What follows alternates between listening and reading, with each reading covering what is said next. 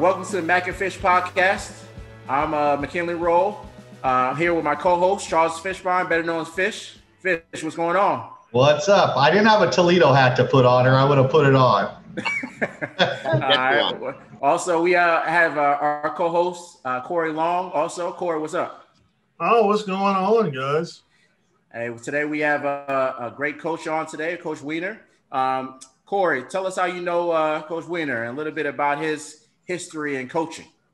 Oh, my God. Me and Coach Robert Weiner probably go back to about the mid-2000s when he took over the plant program at Tampa. I think I actually met him when he was an assistant at Jesuit High School. Mm-hmm. But really, I would say one of the most decorated coaches in Florida high school history, arguably. When you look at the period that he was the head coach, the 16 years he was at Plant, I can't think of too many coaches at that higher level of Florida high school football that accomplished more than he did.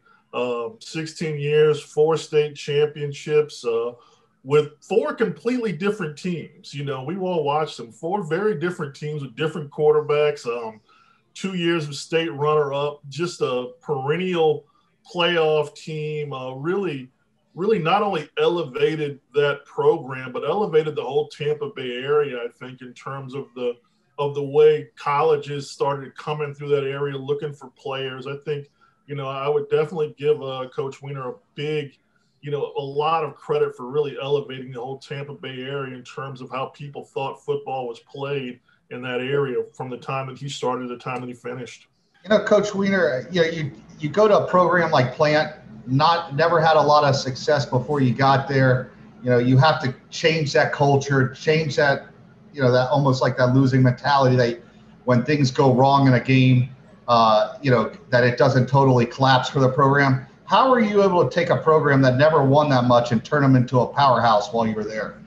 Yeah, I appreciate the question, Corey. I appreciate all that you said as well. I mean, coming from your background and the number of years we've known each other and that you've been able to, be there. And I know you've seen a lot of our football like that.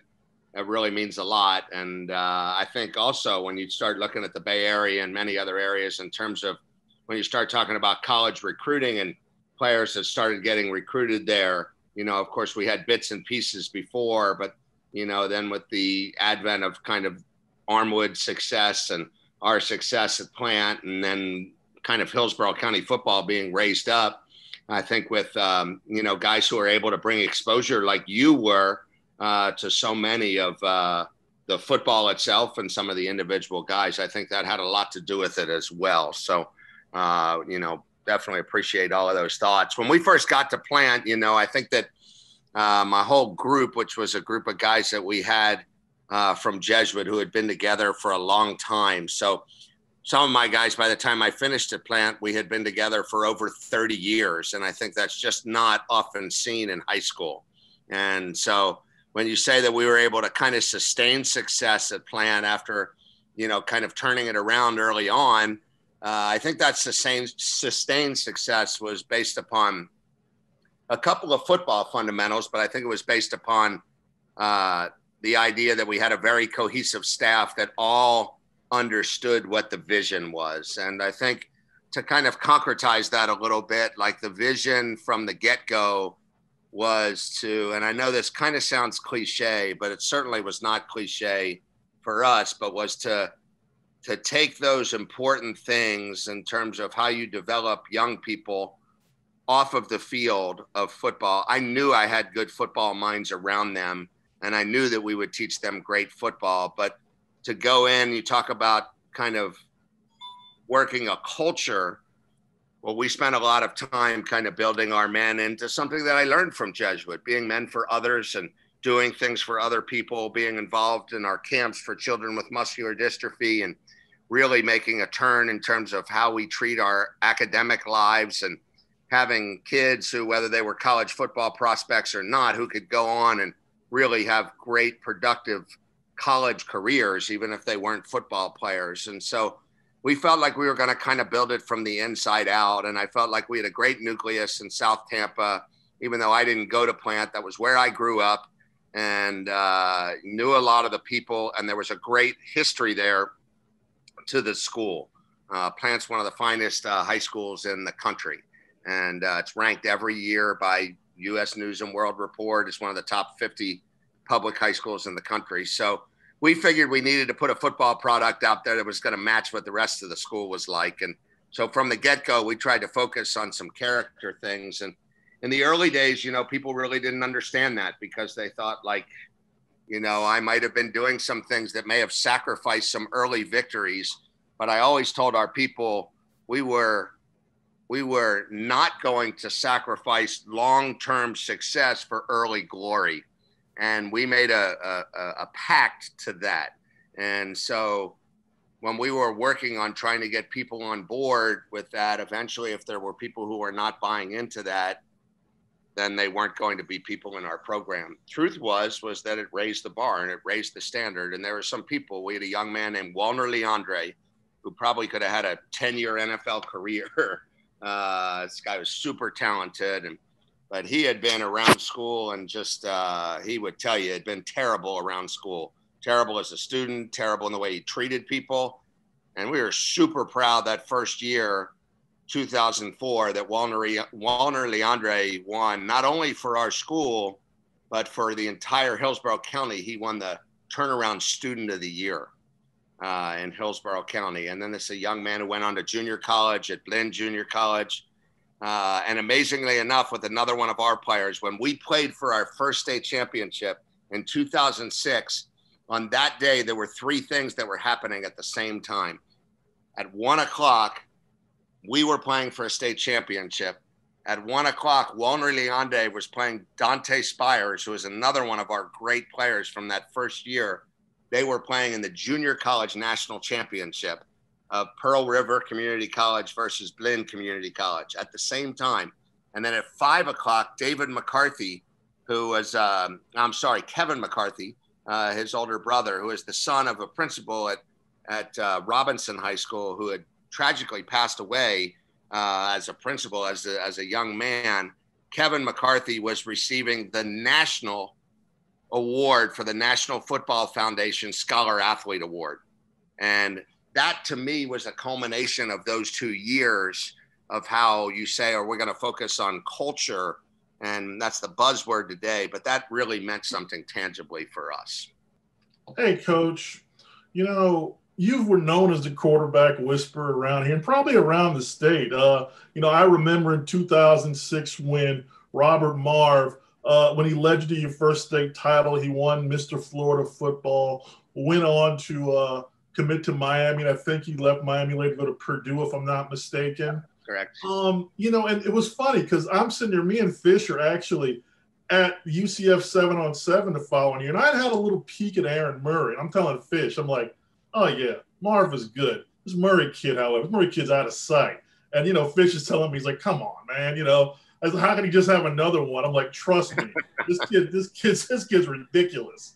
And, Aaron, turns out he helps you win a state title. He suffers a horrible broken leg. I remember in 2008, comes back late in the year, beats, I think he beat, was it Dwyer in the semifinals that year? Semifinals, his first game back was against Dwyer. First game back to beat Dwyer, which was like a Jacoby Brissett, Matt Elam team. It was those guys who were in the NFL, who ended up in the NFL. Yeah.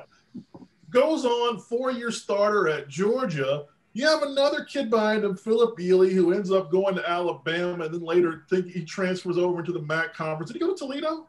Toledo, baby. Toledo. Yeah, I got a picture of him in my office. And more recently, I see that, Rex Culpepper, who, young man who dealt with cancer, a couple of weeks ago throws his first touchdown pass. He played for you. Really, when you think about all these great quarterbacks that you had a chance to coach, not only, how fortunate were you, but really, what came into nurturing these guys and helping them develop into the players that they became? I think it's a great question, and there was some of you guys might know there's a guy in Tampa who's a local sports writer for many years. He's since retired, who played quarterback at University of Minnesota when he was much younger, named Jim Reese, who wrote for the St. Pete Times then. And Jim's a really brilliant guy and knows quarterback play really well. And he actually studied Robert Marve and Aaron Murray statistically and put him up against guys who he had heard were the best back-to-back combos in the history. Like I think like out at modern day, maybe Sanchez and Colt Brennan back-to-back, or maybe it was Leinert. I'm not sure who the studies were, but numerically it wasn't even close. What we did in those years with those quarterbacks that you say I was really fortunate to be around, and there's no doubt that is the biggest truth. I mean, the only reason that I'm talking to you from an apartment up in Toledo is to have had many amazing players like that. But those guys like Robert Marve in 2006 threw for 4,800 yards, and no one knows that he rushed for almost 900 as well, but threw for 48 touchdowns. Broke Tim Tebow's touchdown passing record that season. When we played Nice, Tim Tebow's team the year before, in the finals in 2006. And the next year, Aaron Murray threw for 4,800 yards, also threw for 830 yards or something like that. And he threw for 51 touchdowns, breaking Robert Marve's state record at that time. And then the next year, Aaron Murray's senior year, he breaks his leg in the 6th game. In an injury that's supposed to take 4.5 months, he comes back in 7 weeks. And Philip Ely holds the torch to them. And the two of them together in the season throw for 4,800 yards and 53 touchdowns. And so those numbers at that time, like even in future years when we could really sling it around the field, I don't think those numbers were ever seen again. I don't think they'll ever be seen again for 3 straight years in 3 different quarterbacks.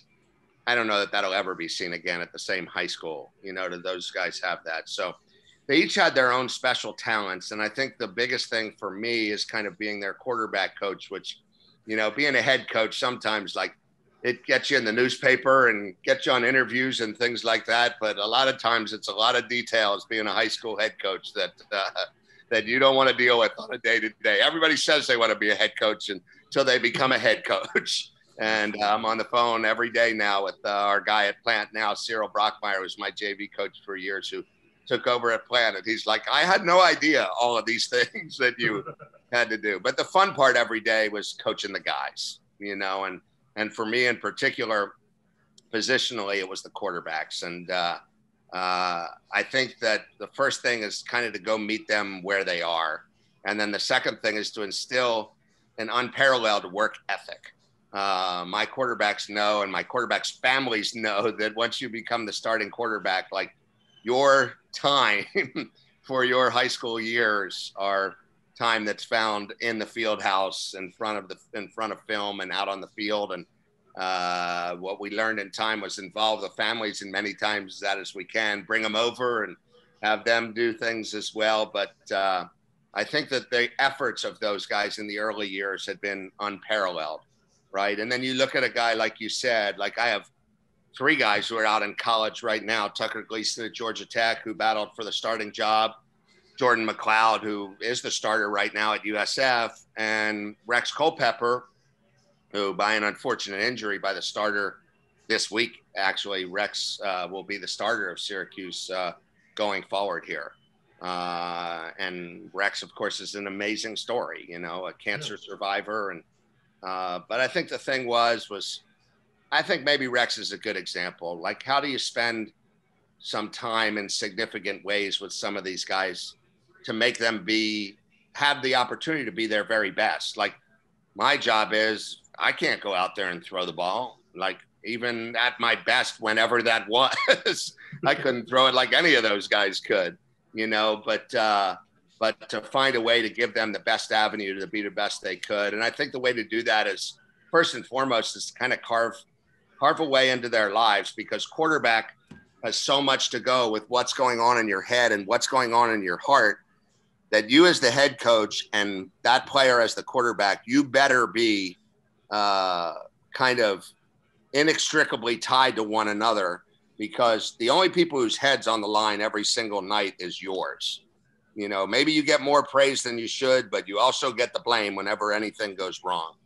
And for me, as terrible and tragic as this was, that when Rex Culpepper had cancer, there was 2 phone calls he made that day. And the first phone call that he made, of course, was to his mom and dad.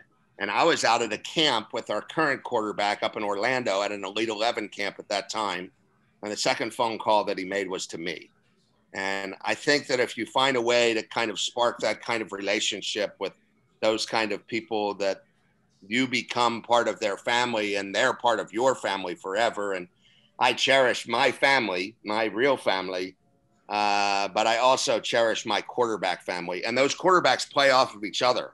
Robert Marve was a teacher of Aaron Murray. Robert Marve and Aaron Murray were teachers of Tucker Gleason last year. There's constant communication amongst our guys. And so I think just a dedication to the work that it takes, a belief in the system and the process of how we're going to do it. And I think that carries over for those guys in college, which is why through health situations, they've been pretty successful as well. But I have been, I mean, to get back to the first statement, like unbelievably blessed to be around those guys and to be around all the guys that I've had at Plant, whether they played significant roles in winning state championships or whether they never got on the field.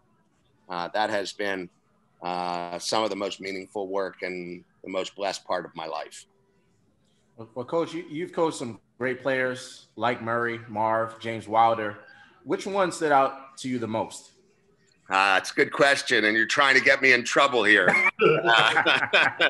There's one thing, as you know, about being a part of great programs is they always want to talk like, who's better, 2006, 2008, and these fights constantly go on, and then it gets down to individual players and things like that. But I have had some amazing ones. I mean, you know, some that have gone on, and guys that are playing in the NFL right now. I mean, Orson Charles as a tight end to hit at the same time that we had Aaron Murray and Philip Ely. You know, with those guys, I mean, Orson Charles is one of a kind. He's one of a kind personality-wise, as well as being just a physical specimen, you know. But and James Wilder was the #1 recruit in the country during the time that we had. But you know what? I found out that he was the #1 guy on the sideline. I mean, there was a day that I think James, I don't know, he was late to something or whatever. And like a lot of coaches, I'm a stickler for, you know, those things. So here I have the #1 player in the country, and we're going to play Gaither at Gaither. And I suspended him for the game. And as I suspended him for the game, you know, here's a guy, superstar, all everything on the front of every magazine with veins popping out of his arms and all of these things. And I'm looking, we're yelling on the sideline at the Gaither game. We're yelling for the managers. Where is the water? We had a timeout. Could we get some water bottles out here? Where is the water? And all of a sudden I see this guy in a different color jersey, because you have to wear a different color if you're not playing. So we were wearing white away, wearing his black jersey, number 32.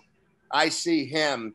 He's carrying an entire cooler on the field and has a cooler on his shoulder, and all 11 players are drinking from the cooler on his shoulder, right? That is a picture of the #1 recruit in the country. But you know what? That really is a picture of what the #1 recruit in the country should look like. And so I have had a lot of these guys who have been around me. I mean, the quarterbacks have been spectacular, but then we've gone down the list of the middle linebackers we've had. You know, we have a kid playing in Indiana right now, this Micah McFadden. Like, he'll be playing on Sundays one day. He's a tremendous player. Thomas Allen, who's Tom Allen's son at Indiana, has been there as well. Joe Ryan, who ends up being a captain at West Point, and is now one of the most revered people who came out of his class at West Point. You know, when you have these guys in the middle of your defense too, everybody always wants to talk about our quarterbacks, but what about our quarterbacks on defense, you know? And then you have just great players who made plays. Alan Sampson, who may not have been a big recruit because he was about 5'7", but anybody who saw him, I'm sure Corey remembers, like, this guy was electric. Like, he was lightning in a bottle. And every single time that he touched the ball, something amazing could happen. When we had Wilder and we went and beat Lakeland at Lakeland, I think we're the only team in the history of Lakeland to shut them out at their place, 20-0. Not only did we have Alan Sampson and Philip Ely, but we had and James Wilder, but we had a guy named T.J. Glover, who was the fastest thing that you've seen out there. And now this T.J. Glover, if you look up his name now, he's on one of these 7-on-7 teams that plays against the NFL guys. And he wins those tournaments all the time. His team won $1 million last year, winning that national 7-on-7 tournament. So we had really a collection of guys. And then honestly, you talk about all of those guys, where the strength has been is we've always been good up front on both sides of the ball. And just had some tremendous players there. We've had some tremendous offensive linemen, including our latest one, Will Putnam, who starts for Clemson now. And never seen somebody put people on the ground like he did so often. You know, we were kind of a pass-happy team, so not a lot of pancakes for offensive linemen until we got Will Putnam. And then now there's people on the ground all over the place. And that young man had a nasty streak to him too. And he brought a whole different attitude to the way that we played. And, you know, so you're talking about teams and even years that we didn't win the state. In 2016, I think one of my favorite players I've ever coached, Dane Franson, was the quarterback. And he's about 5'8", but he was the toughest son of a gun that you've ever seen. And he did a quarterback battle with a guy named Kyle Trina, who, when he didn't win the quarterback battle, could have pouted, but instead became like this, you know, Swiss Army knife and did everything for our team. And we had a wideout who was just developing named Christian Watson, who is a superstar at North Dakota State right now and will probably go on to play in the NFL as well. So there are just a slew of those guys. So I really did not answer your question, but I really basically said all of our guys. I knew you would. See, I knew you wouldn't. They didn't know that, but I knew you weren't going to answer that question. But, hey, it's the political season, so not answering questions is what's in vogue right now. Exactly. I want to go to another area. We know this, and a few people more locally know this, but in 2014, you actually, I know you've had college overtures over the years, but you actually took a job. You took a job at USF under Willie Taggart, and what would have been his second or third season as wide receivers coach. Yeah, wide receivers coach, and you held it for 48 hours? Not even 24. And decided to go back to plant, which I guess is what, made the decision for you leaving when you did a little bit more surprising. And so first of all, what didn't feel right about you going to USF at the time? Because it seemed like a good fit. You being a Tampa born, you being a Tampa resident, local great high school, going to the local university. And what made you decide that right now was the best time for you to go on and go on and be a college coach? Yeah, I mean, I think it's really a legitimate question, right? Because it sets itself up that way. I went for that one day, and it's funny, I had a real emotional time in December and January this past year, and even before the whole world, turned upside down, to quote Hamilton, that the world went crazy here with everything that's going on. But my father passed away in December, and that was really, really hard on me. The only way I'm even in sports in any way whatsoever is because of him. And he and I had a great love for sport and shared every kind of sport together and thing of that sort. And it was interesting, back at the time that I took the USF job, I had called 10 people when Willie Taggart had offered me the job. And Willie and I had known each other for a long time. Willie recruited Aaron Murray when Willie was at Stanford. Willie almost even tried to bring me on at Stanford with him because Jim Harbaugh was the quarterback coach, but he didn't actually have a quarterback coach. So he was like, well, I'm going to tell Jim Harbaugh to have you be the room keeper when Jim Harbaugh's gone doing head coaching things. But that didn't come to fruition. If that had, maybe I would have jumped at that because, I may have been during the time I had Aaron Murray, but I don't know. They had Andrew Luck too, so maybe I was switching out even there. But but certainly Aaron will be my guy for life, of course. But Willie told me, he's like, when I get my job, he's like, you're gonna come with me. And Western Kentucky did a great job there, obviously, and kind of a stepping stone. And when he came to Tampa, he called me that night right before he got on the plane, and he's like, hey. meet me at, the USF facility for my press conference. I'd like for you to be there. And I was there. And of course, we didn't talk any terms or anything that day, but the next day we did speak about that. And I was real excited to do that and things like that. But I called 10 people when that opportunity became available to me. And I mean, names that you would know as like Tony Dungy, since Eric had played for us, and just to ask them advice. John Gruden, who I'd known for a long time, Urban Meyer, and then people in my family, my mom, my brother, my father. And the interesting thing was, getting back to my father, was that my father was the only one who told me, really my father and Urban Meyer, the two of them told me, I know that that's a goal for everybody who's in high school, but maybe that's not your goal. Like that and it's got to be a personal thing. And Urban's point was even like, very infrequently do you get to be in an opportunity to, and these are his words, not mine, to be the best in the world at what you do. And I certainly don't consider myself that, but that's what he said. And he said, so, and he's like, well, if you ever wanted to be a college coach, why didn't you tell me that earlier? And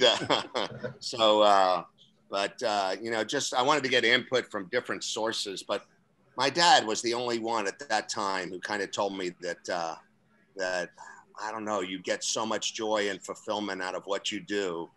And when I went to USF and I was there for a day, and we were having our meetings and we were installing offense. And I remember I was sitting there like writing down stuff of our offense that we were installing, like thinking that I was taking plays that I was going to use for my offense back at Plant. Like I had to say, wait a minute, you don't have an offense anymore. You're part of someone else's offense. Like, yeah, you can use these plays because those are your plays now. That's all you got. And so I went there and, I called my mom that night and I said, and she said to me that I've never heard you say that you wanted to be a college coach.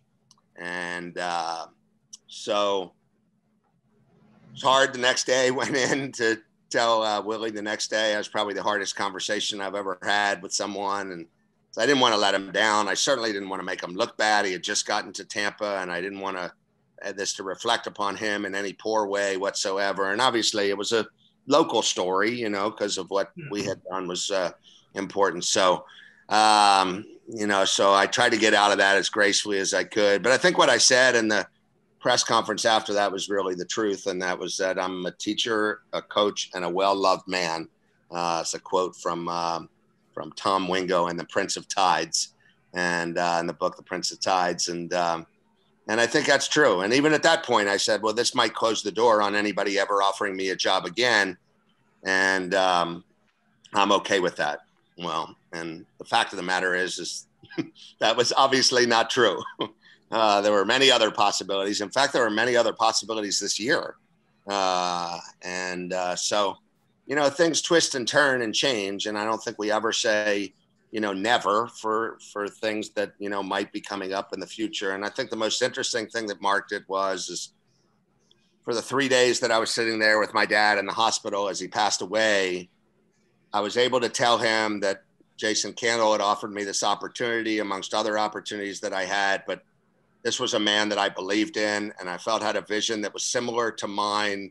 And I spent years kind of fulfilling what my vision was and getting everybody else on board, that it was time for me to go try to be a part of someone else's vision and do what I could do. And it's funny, my dad, who in 2014 basically told me not to take the USF job, really one day before he passed away, and really the last conversation that we ever had, part of that conversation was he told me that he couldn't be more excited for me and that this was something that I needed to do as a challenge at this point in my life. And he understands me better than anybody and, knows that, no books are ever closed. And, but it was right along the lines of what my feelings were. And I felt like it was an opportunity for me to take on a challenge with kind of people that I believe in up here in Toledo and at a place that has been special to some of our guys. And now I know how special it is.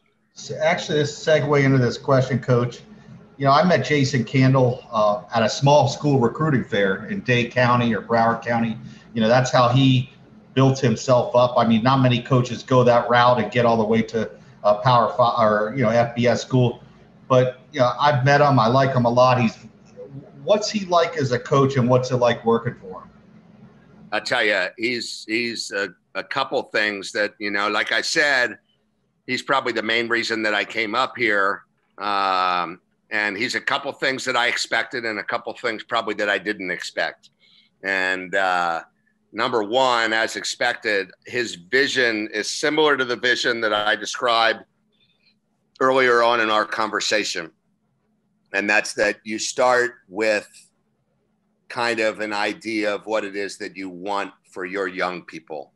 Like, how do you want to help them become people? And I know that some schools give lip service to the academic part of this. And this is we meet every single day and talk about that, not for the sense of trying to keep people eligible so that they can make good football plays for us, but of developing human beings who can go do something after their college years, knowing that the NFL is only in the offing for a few of them.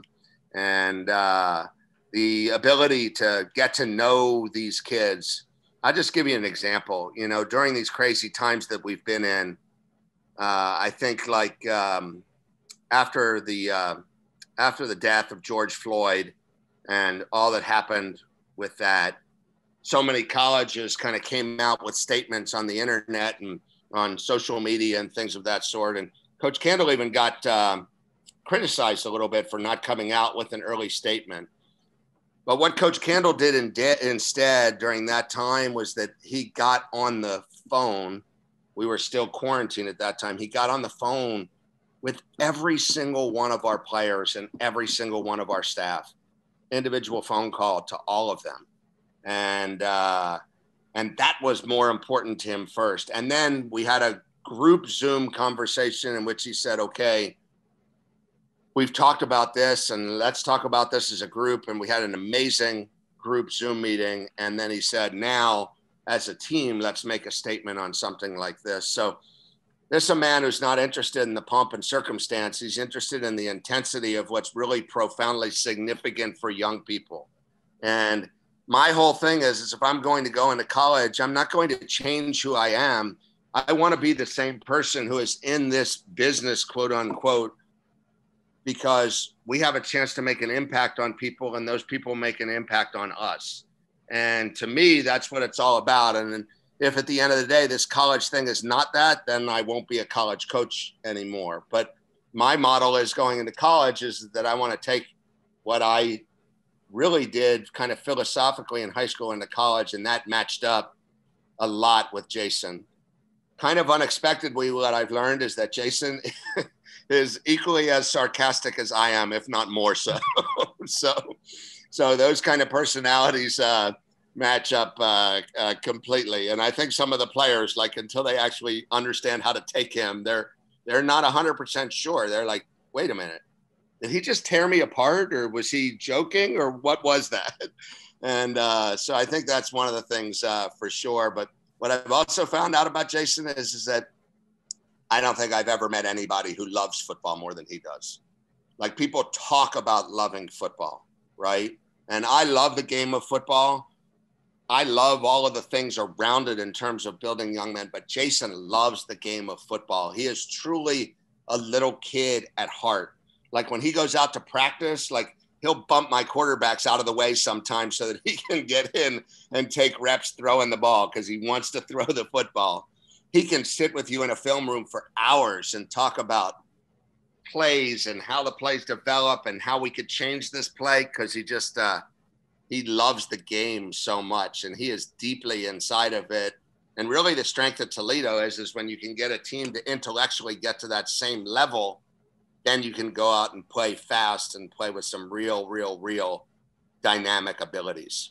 Coach, it's been a long time since you coached a football game, probably close to a year now. Luckily, you won't have to wait until the spring because the MAC's going to do a 6 or 7, a 7-game season, I believe. So you're going to have a chance to coach this year.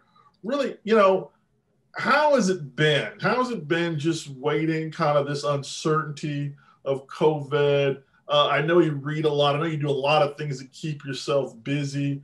But I mean, it's been 11 months. I mean, it'll be 11 months by the time you coach again. What else have you been doing to keep yourself sane during this time?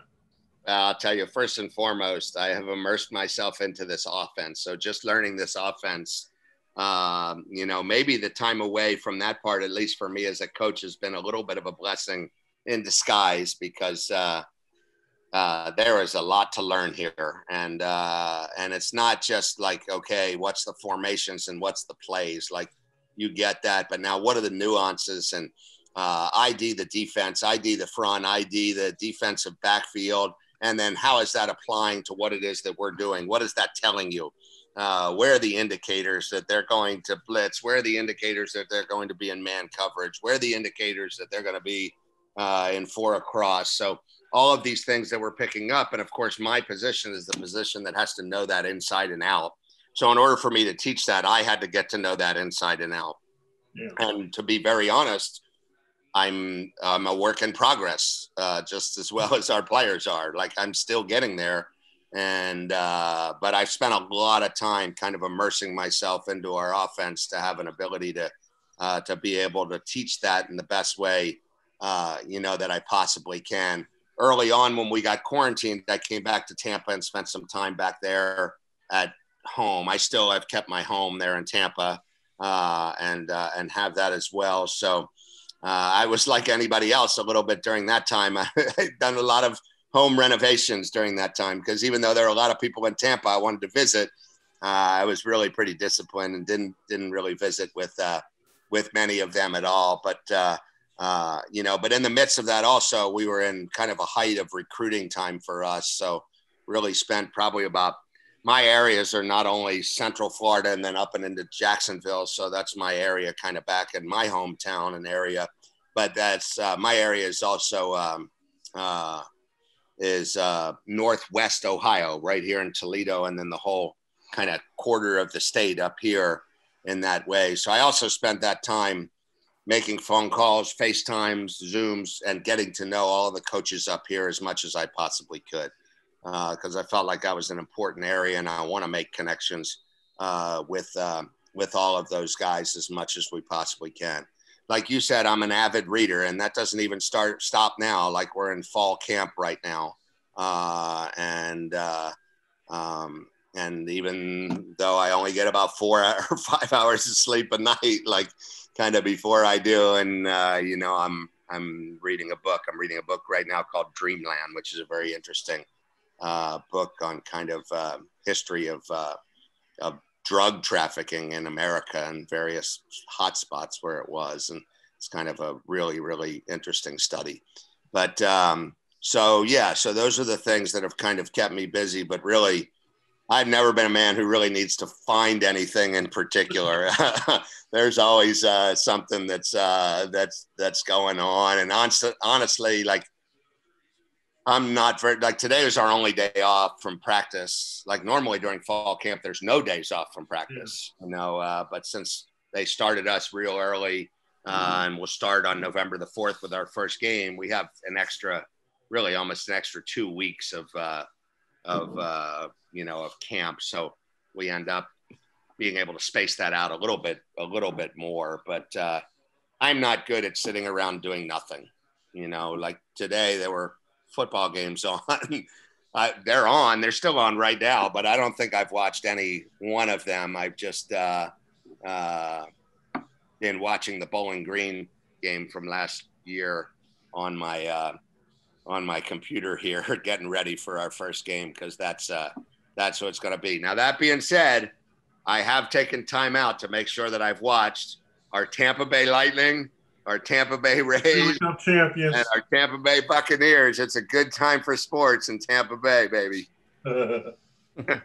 And I don't believe that you get 4 or 5 hours of sleep. I feel like you get 40 minutes of sleep a night generally. Yeah, that's what I've always known. Might be it. Here's the weird part. Like, I have always talk about loving football, and you guys who are football guys and been around football for a long time.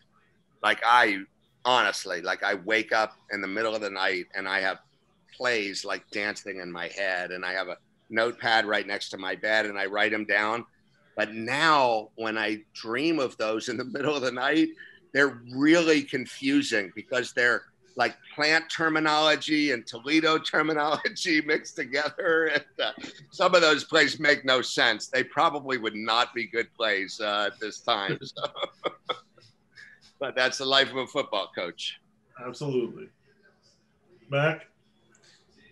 Okay. Well, Coach, you're now a coordinator. Do you eventually want to be a head football coach on a collegiate level, or do you just like being involved in game planning and help calling plays? It's a good question. And I think anybody who knows me, like, you know, I was brought up in a tradition with Coach Wild Bill Moynihan in Tampa at Jesuit, and Coach Dominic Sayo in Tampa at Jesuit, and he's now at Berkeley. And those are two of the most humble human beings in the history of the world, those two guys. And, you know, so I've never really seen myself in any way, shape, or form as like that guy who's even in charge of things. It's just, you know, a collection of people who are together in a family trying to do things well. And that's why I'm in this spot now, because I've had great football players that you asked me about before and amazing coaches that I've been around for years. And they've kind of put me in a position where I can be at this place. But anybody who knows me knows that I love, and it's not like a power thing or anything else, but I love having a vision that I can place before someone and having that become a collective vision, and then having a group of people have input into how you make that vision come to fruition. And even our team pastor at Plant, JJ Johnson, who's one of the most amazing men I've ever met, his first question for me is, are you going to be able to do something where you don't have that anymore? Like that you're fulfilling someone else's vision. And I was like, sure. I did it for years with Dominic and stuff like that. And just being completely transparent and honest, like that's been the hardest thing for me since I've come up here, is that I like having that burden and responsibility on my shoulders. I think if that's in your DNA, that's in your DNA. That's who you are. And so that being said, there's no doubt that would be something that I would really like to do again. And I'd really think that, you know, the kind of things that make up who I am, that's part of what I'm going to do. I try to do that in my own little small areas now within the confines of what Jason Candle's vision is, but do it with my group and with my guys that I interact with all the time, and be the head coach of my position in the best way that I possibly can, and try the best I possibly can to be a community leader here and do the things that I possibly can in those ways. But there's probably no doubt. Now, I do think that the biggest difference for me is that I've never been a career football coach. Like, I really, from the year I got out of college, I worked for a year before I got into teaching and coaching.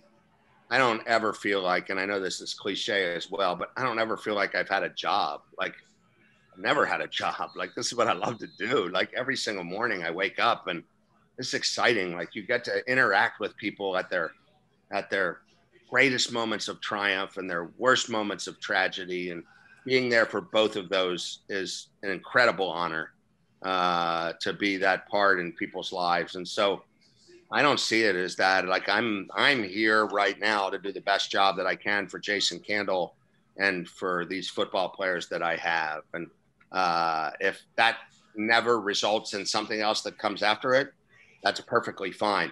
I felt that way in high school. I could have been Dominic Sayo's assistant coach for the rest of my life, and I would have lived a very, very, very fulfilled life. Head coaching was never even my goal back and then. I didn't know that I was wired that way until I actually became one. But then Dominic Sayo saw it before I did. He stepped down from the job at Jesuit so that I potentially would get it, and then I didn't get it. And then that's how it came about that I kind of ended up at Plant. And but there's no doubt at some point that down the road that would be something that I think would really fit into my line of thinking. But I do also believe that it's something that if it never happens, I don't feel like anything's been shortchanged in the process of doing it.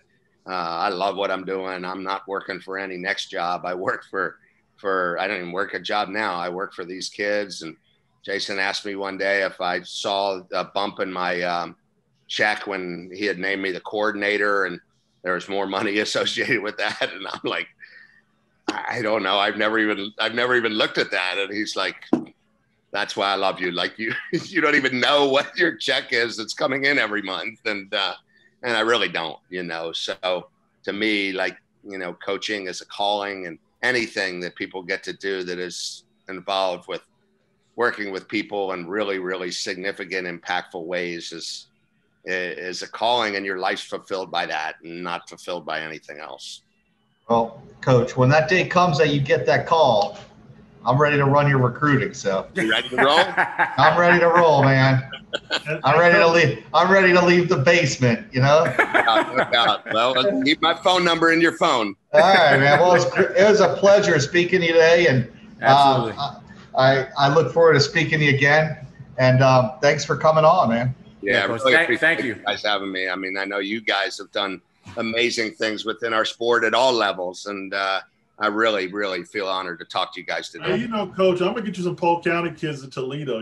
Give me a call when we're done. I'm getting you some Polk County kids in Toledo. That. I know they play football in Polk County. You know that I know that. Hey, Coach, what's your social media handles? How can somebody follow you in the program? Yeah, so amazingly enough, I mean, I just got on Facebook for the first time ever last week.